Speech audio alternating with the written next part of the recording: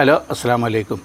കഴിഞ്ഞ ആഴ്ച ഇന്ത്യയും സൗദി അറേബ്യയും ഹജ്ജ് ക്വാട്ട സംബന്ധിച്ച കരാറിൽ ഒപ്പിട്ടതോടുകൂടി ഔദ്യോഗികമായി ഹജ്ജ് നടപടികൾക്ക് തുടക്കമായി. മുൻ വർഷങ്ങളിലുള്ളതുപോലെ തന്നെ ഇന്ത്യയിൽ നിന്ന് ആകെ 1,75,000 ആളുകൾക്കായിരിക്കും അവസരം ലഭിക്കുന്നത്. ഇതിൽ 30% സ്വകാര്യ മേഖലക്കുള്ള ക്വാട്ട ആയിരിക്കും. ഇതനുസരിച്ച് 2026 പരിശുദ്ധ ഹജ്ജ് കർമ്മത്തിന് ഹജ്ജ് കമ്മിറ്റി മുഖേന ഇതുവരെ 12,781 ആളുകൾക്കാണ് കേരളത്തിൽ നിന്ന് അവസരം ലഭിച്ചത്. 2 ഘട്ടമായി എടുത്ത വെയിറ്റിംഗ് ലിസ്റ്റിൽ നിന്നുള്ള തീർത്ഥാടകർ കൂടി ഇതിൽ ഉൾപ്പെടും. 2ാം ഘട്ട വെയിറ്റിംഗ് ലിസ്റ്റിൽ നിന്ന് 4,782 തീർത്ഥാടകർക്കാണ് അവസരം ലഭിച്ചത്.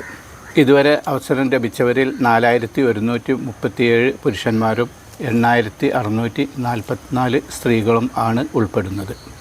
മറ്റു സംസ്ഥാനങ്ങളിലെ തീർത്ഥാടകർ ഉൾപ്പെടെ കേരളത്തിലെ 3 വിമാനത്താവളങ്ങൾ വഴി യാത്ര ചെയ്യുന്നവരുടെ എണ്ണം 13,396 ആണ്. ഇതിൽ കോഴിക്കോട് നിന്ന് 921 ആളുകളും കണ്ണൂരിൽ നിന്ന് 4,386 ആളുകളും കൊച്ചിയിൽ നിന്ന് 889 ആളുകളും ആയിരിക്കും യാത്ര ചെയ്യുന്നത്. കാത്തിരിപ്പ് പട്ടികയിൽ നിന്നുള്ള കുറേ ആളുകൾക്ക് കൂടി അടുത്ത വർഷത്തെ ഹജ്ജിന് അവസരം ലഭിക്കും എന്നാണ് കരുതുന്നത്.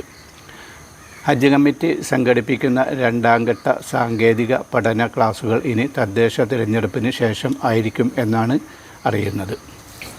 ഉദ്ദേശിച്ച എല്ലാവർക്കും മഖ്ബൂലും മബ്റൂറുമായ ഹജ്ജ് ചെയ്ത് ആരോഗ്യത്തോടു കൂടി നാട്ടിൽ തിരിച്ചെത്താൻ അള്ളാഹു തൗഫീഖ് ചെയ്യട്ടെ.